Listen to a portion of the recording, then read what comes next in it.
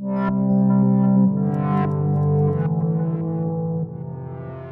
you guys,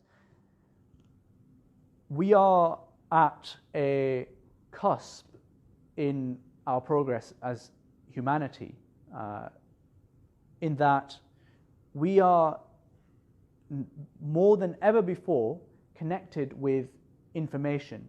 We are connected with other people around the world, and we are connected with data. Why is that so important? Well, it's important because let's say you take a baby and you drop him into the middle of the Amazon jungle, and let's say he isn't, eaten or he starves to death. He somehow survives, and he grows up in the jungle.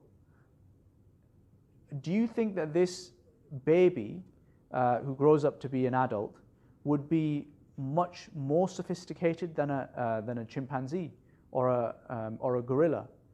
They probably would be a little bit more sophisticated, but do you think they would be anywhere near as sophisticated as you and I? How to talk? Who would teach them how to interact, how to clean themselves, how to eat or drink? What about all of these high-level cultural things that we engage in? Who would teach them all of that stuff? Religion, where does that come in? They wouldn't have any of that stuff. And so that then shows us the value of all of that information that we learn from society around us. We learn that stuff from the data that we have available to us and that we internalize over the years. And today, coming back to the point I made initially, we have more information, more data, more technology than ever before. And in entrepreneurship and in business and where human beings progress as a civilization, as a race, is where you join up dots, you join up bits of data, and you come up with something new. You come up with something useful, and you come up with something clever. And today, more than ever before, that is possible. So if I was in your position, and this is something I regret, that at university I should have spent more time focusing on entrepreneurship. You guys have an opportunity, completely risk-free, frankly, to get involved and start stuff, have ideas, and try and execute on those ideas, and fail. Get those mistakes out early doors, because you will learn from those mistakes. And even after university, you're not married, you don't have any obligations or any responsibilities. You could potentially take a year out and really make a go at doing something amazing. I have friends who now run companies that have raised 50 million in the last seed round, and they're Muslims. And that's what they did. They took a year out, they refused the city jobs that they had, and they made a go at this, and it worked. And it got them where they are today. And there are other friends who tried it and it didn't work, and they're perfectly fine as well. They're doing decent jobs somewhere as well. And you have a privilege as someone who's educated at LSE that you're not going to be on the streets even if you fail. So you need to take advantage of that by getting stuck into entrepreneurship as much as you can. And then if you actually want help on this, like people come to us all the time for this stuff. You need a few key ingredients. You need funding, you need ideas, you need consultancy. How do I actually do this stuff?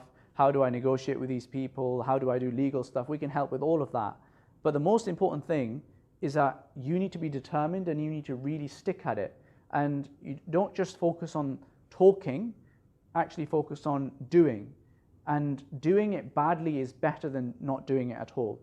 Do it badly, because then you will learn what doesn't work, and then you can reiterate. And you might be thinking, okay, so how do I actually deliver something from scratch? Well, let's take an idea.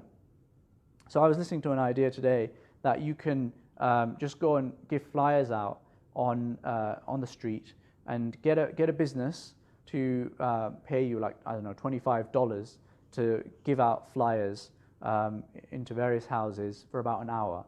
And this person was sharing how he got 4 businesses to do that for him, and then he'd give 4 flyers out into these houses, and he'd make $100 per hour. And he's now somehow scaled this business to £100,000. So let's say you've got this idea and you want to actually implement it in the UK here and now. So you've got this idea. what's the first thing that you need to do? I mean, obviously it kind of says it on the screen. The first thing that you need to do, any ideas?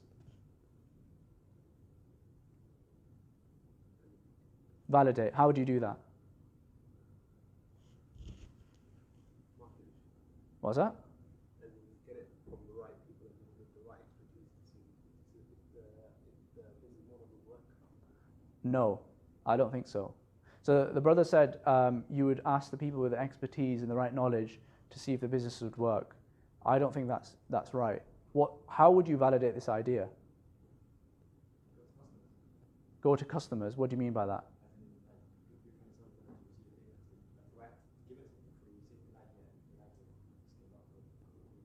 Yep. Arguably, yeah. You need to. I don't know about the free bit. I know I have put it on there potentially. It kind of works for some models. For this model, I actually think you should see if people will pay you for it. If people are interested, they will pay you for something. And if they are paying you for something, that means that there's some kind of traction there, that you have some kind of model that you can work with. Now, the next thing after that is you start scaling. You've got money coming in, and you have an idea of how that money comes in. You just start building that out a little bit and see where you get to. There will come a certain point where you will stop growing, and you kind of need to take a step back and think, okay, so this is where I've got to. I've got this kind of business where me and my friend are spending 2 hours on a weekend doing this, and people are paying us. Now we need to hire people, or we need to raise money to do this in a more effective manner, because we need to reach out to more businesses and we need to get more employees on board to actually do this thing. And so then you need to strategize about how you do that. What are the cash flows looking like? Is this something that can really go big? And if so, how? And what money do you need to do that? And if so, how are you going to get that funding? So these are things that come further down the line. But the most important thing in all of this is to have an idea and then just make a go of it, right? Have an idea and make a go of it. And if it doesn't work, then try again. Genuinely, I would encourage all of you to get involved in some kind of entrepreneurship, even if it is at a small level, because you will gain a lot from it, and I think the Muslim community will gain a lot from it as well. And if you start something quite small, try and be consistent with it, because you never know where it can lead.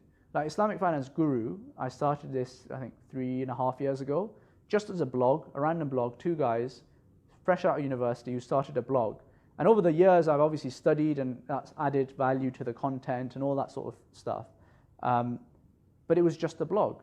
And you just kept them plugging away for 3.5, 4 years. And think about it yourself. Things that you have historically done really well at and achieved great things in are probably things that you plugged away for years in the background for.